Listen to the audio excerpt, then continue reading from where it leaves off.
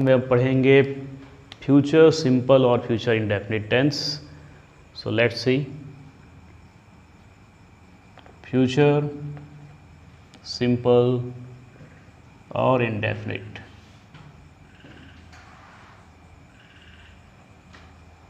इसके पिछले क्लासेस में हमने present simple tense, past simple tense and future और टाइप्स ऑफ टेंस पढ़े हुए हैं, तो वो वीडियो जरूर देखिएगा आप लोग। उसके बाद ही ये 3rd नंबर का हमारा टेंस है, उसको देखेंगे। तो फ्यूचर सिंपल टेंस है ये, और फ्यूचर का मतलब हमने पढ़ा हुआ है टाइप्स के टाइम पे आने वाला कल जो आएगा। तो आएगा, कल मैं मूवी देखूंगा, हम पढ़ाई कल करेंगे। तो यहाँ पे इस वाक्य में लास्ट में क्या आ रहा है, गा या गे या गी। मीन्स आपका वाक्य, आपका सेंटेंस अगर हिंदी में गा गे या गी में ख़त्म होगा तो समझ जाइए, और ये अगर फ्यूचर की बात होती रहेगी तो ये फ्यूचर टेंस में आ जाएगी, भविष्य की अगर आप बात कर रहे हैं। जैसे कि आप कहते हैं कि हम कल बाज़ार जाएंगे, हम कल बाज़ार जाएंगे, तो ये आप बात कर रहे हैं कल की, कल जाएंगे, तो ये फ्यूचर की बात हो गई। नेक्स्ट ईयर मैं क्लास 12th में पढ़ूंगा, अगर कोई स्टूडेंट्स 11th में तो बोलेगा कि नेक्स्ट ईयर मैं क्लास 12th में पढ़ूंगा या क्लास 12th जाऊंगा, तो ये सब फ्यूचर की बातें हैं।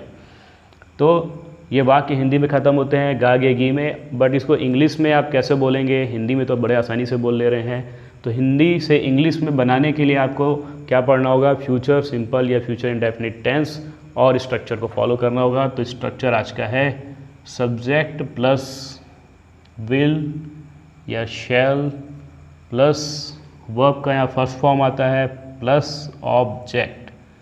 तो सब्जेक्ट ऑब्जेक्ट वर्ब आपको अच्छे से क्लियर है प्रीवियस क्लासेस से। यहाँ पे देखिए विल या शैल का यूज़ है। शैल का यूज़ अब नहीं होता, मैं लिख दे रहा हूँ क्योंकि कुछ बुक्स में शैल भी आपको पढ़ने के लिए मिल सकता है। बेसिकली अब जो है विल का यूज़ ही ज़्यादातर होता है। तो यहाँ पे बहुत सिंपल ये स्ट्रक्चर है, केवल वर्ब का फर्स्ट फॉर्म आना है, ऑब्जेक्ट आना है, सब्जेक्ट आना है। और विल का यूज़ कैसे होगा या शैल का यूज़ कैसे होगा, सब्जेक्ट के साथ किनके साथ लगेगा, ये हमको देखना है। लेकिन एक बात आपको मैं याद दिला दूँ कि प्रेजेंट सिंपल टेंस में हेल्पिंग वर्ब यूज़ हुआ था डू या डस, एंड पास्ट सिंपल टेंस में हमने यूज़ किया था हेल्पिंग वर्ब डिड, और ये हम कर रहे थे नेगेटिव सेंटेंस से। ठीक है, हेल्पिंग वर्ब डू या डस का यूज़ आप वीडियो को देखे होंगे, प्रैक्टिस कर रहे होंगे तो आपको याद है कि नेगेटिव सेंटेंस से हम हेल्पिंग वर्ब लगाना चालू कर रहे थे। वैसे ही हेल्पिंग वर्ब डिड भी पास्ट सिंपल टेंस में हम नेगेटिव सेंटेंस से ही यूज़ करना चालू कर रहे थे।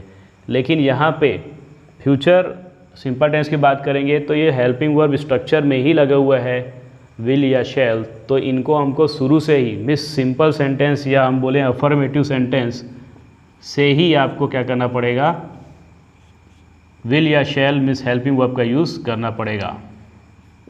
ठीक, इस बात का आप ध्यान रखेंगे। तो ये डिफरेंसेस है। जिन स्ट्रक्चर्स में हेल्पिंग वर्ब शुरू में ही स्ट्रक्चर में ही लगा हुआ हो, वहाँ से आपको सिंपल सेंटेंस या अफर्मेटिव सेंटेंस से ही उस हेल्पिंग वर्ब को यूज़ करना होता है। अब जैसा कि हम 2 ग्रुप बना के रखें सब्जेक्ट का, है ना, आई यू वी एंड दे, ये हमारा एक ग्रुप है, and he she it and name, ये हमारा सेकंड ग्रुप है। तो आपको यहाँ कुछ नहीं करना है, इन सभी के साथ ही आपको यूज़ करना है किसका, विल का। सभी सब्जेक्ट के साथ क्या होगा, विल का यूज़ होगा। अब यहाँ पे शैल लिखा हुआ, ये ओल्ड इंग्लिश में या ओल्ड बुक्स में आपको मिल सकता है, इसलिए मैंने लिख दिया है आपके नॉलेज के लिए ओनली। तो शैल का यूज़ पहले होता था फर्स्ट पर्सन के साथ, मीन्स आई एंड वी। आई और वी के साथ जो ओल्ड इंग्लिश में क्या होता था, शैल का यूज़ होता था, बट अब आजकल जनरली शैल का यूज़ नहीं किया जाता, आई और वी के साथ भी विल का ही यूज़ किया जाता है। ठीक है, तो कभी आपको आई के साथ शैल या वी के साथ शैल का यूज़ मिलता है तो कन्फ्यूज आप नहीं होना, बट आप लोग क्या यूज़ करेंगे, विल का ही यूज़ करेंगे। फर्स्ट पर्सन किसे बोलते हैं, आई जैसे फर्स्ट पर्सन है, आई अगर मैं हूँ, आई का मतलब क्या होता है मैं, तो मैं फर्स्ट पर्सन हूँ।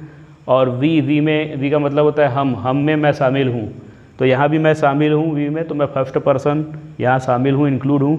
तो इसीलिए आई और वी को क्या कहा जाता है, फर्स्ट पर्सन, और इनके साथ शैल का यूज़ होता है। और शैल का जो मतलब होता है एक सर्टिनिटी बताने के लिए, निश्चितता बताने के लिए होता है कि ऐसा ज़रूर होगा। बट अभी आप लोग को ज़्यादा नहीं सोचना है, सभी सब्जेक्ट के साथ क्या करना है, आपको विल का ही यूज़ करना है। तो हमारा सेंटेंस क्या था, यू लिव इन रायपुर, तो यहाँ पे यू के साथ भी क्या लगेगा, विल, चाहे यू हो, you will, she will, he will, we will, they will, Ram will, I will, सबके साथ विल लगाएंगे। तो you will live in Raipur means तुम, ये फ्यूचर की बात है, तुम रायपुर में रहोगे, तुम रायपुर में रहोगे। ये बन गया आपका अफर्मेटिव सेंटेंस या सिंपल सेंटेंस या पॉजिटिव सेंटेंस। इसके बाद आपको पता है क्या बनना है, नेगेटिव सेंटेंस बनना है। तो नेगेटिव सेंटेंस में यू विल के साथ क्या लगा दोगे आप, नॉट। यहाँ पे हेल्पिंग वर्ब विल शुरू से ही लग रहा है, तो विल के साथ क्या लग गया, not. You will not live in Raipur, तुम रायपुर में नहीं रहोगे। अब प्रश्नवाचक वाक्य बनाना है, इंट्रोगेटिव सेंटेंस, जिससे मैंने आपको इंग्लिश बोलना बताया कि इसके हेल्प से आप इंग्लिश में कुछ वाक्य पूछोगे, कुछ बात पूछोगे, तो क्या करना है, केवल विल को बाहर कर देंगे जैसा हम हमेशा करते आ रहे हैं। Will you live in Raipur, तो ये बोल के आप किसी से पूछ रहे हो इंग्लिश में कि क्या आप रायपुर में रहोगे, मीन्स क्या तुम रायपुर में रहोगे।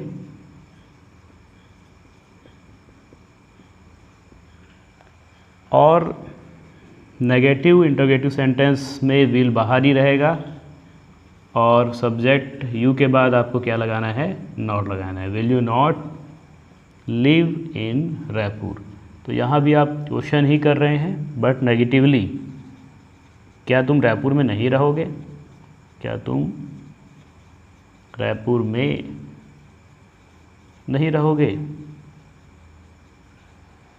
तो इन दो सेंटेंस के बेस पे आप क्वेश्चन कर सकते हैं और इनसे आप आंसर दे सकते हैं। जैसे मान लो मैंने आपसे पूछा will you live in Raipur, क्या आप रायपुर में रहोगे, तो आप मुझे आंसर दोगे यस या नो में। यस में दोगे तो पॉजिटिव सेंटेंस के साथ आप आंसर दोगे, yes I will live in Raipur, आप अपने लिए आई लगाओगे, yes I will live in Raipur, मैं रायपुर में रहूँगा। और आप बोलोगे नहीं मैं नहीं रहूँगा, तो आप क्या बोलोगे, नेगेटिव सेंटेंस से, no I will not live in Raipur. ठीक, इसी तरीके से मैंने आपको बताया है, अलग अलग वर्ब लीजिए और उसके बेस पे इमेजिनरी क्वेश्चन बनाइए, अपने आप से पूछिए, अपने फ्रेंड से पूछिए, आंसर दीजिए, तो आप इंग्लिश बोलना स्टार्ट आसानी से कर सकते हैं। जैसे मान लीजिए एक वर्ब है, हमने लिया था जो वर्ब, उसके अलावा हम नया वर्ब लेते हैं, जैसे कि कट। कट मीन्स क्या होता है, काटना। तो कट से आप बहुत सारे क्वेश्चन बना सकते हैं। और मैं आपको बता दूं, विल से बहुत सारे क्वेश्चंस होते हैं, बातचीत बहुत ज़्यादा होता है। गो मीन्स क्या होता है, जाना। तो will you go to school tomorrow, क्या आप कल स्कूल जाओगे, मैंने क्वेश्चन कर लिया will you go to school. तो इस तरीके से आप बहुत सारे क्वेश्चंस बहुत से वर्ब से बना सकते हैं। और भी बहुत सारे वर्ब आप ले सकते हैं, जैसे कि टीच मतलब क्या होता है, पढ़ाना होता है। तो विल योर टीचर, विल बाहर है, क्वेश्चन कर रहा हूँ मैं, will your teacher teach you new tense tomorrow, क्या आपके टीचर कल आपको नया टेंस पढ़ाएंगे। अगर आंसर यस में है तो आप बताओगे यस माई टीचर, आपके लिए वो माई टीचर है, तो yes my teacher will teach me new tense tomorrow. तो इस तरीके से आप अलग अलग क्वेश्चंस बना सकते हैं। मैंने पहले बोला है, आपका होमवर्क है कि आप बहुत सारे वर्ब लर्न करते रहिए और वर्ब पढ़ते जाइए, इसके फॉर्म बस रीड करते जाइए, आपको ऑटोमेटिक याद हो जाएंगे। उसके लिए अलग से एफर्ट आपको डालने की ज़रूरत नहीं है। और उसे आप क्वेश्चन बनाइए मन में और आपस में अपने फ्रेंड से पूछिए या खुद से भी आप क्वेश्चन कर सकते हैं अपने आप से, और अपने आप से आंसर दीजिए। तो आज के लिए इतना ही। अब आप इसकी प्रैक्टिस कीजिए, कल के क्लास में हम नया टेंस लेकर आएंगे। और आपको वीडियो अच्छी लग रही है तो इसको आप ज़रूर चैनल को सब्सक्राइब कीजिए और लाइक कीजिए वीडियो को और डाउट्स पूछिए। Thank you.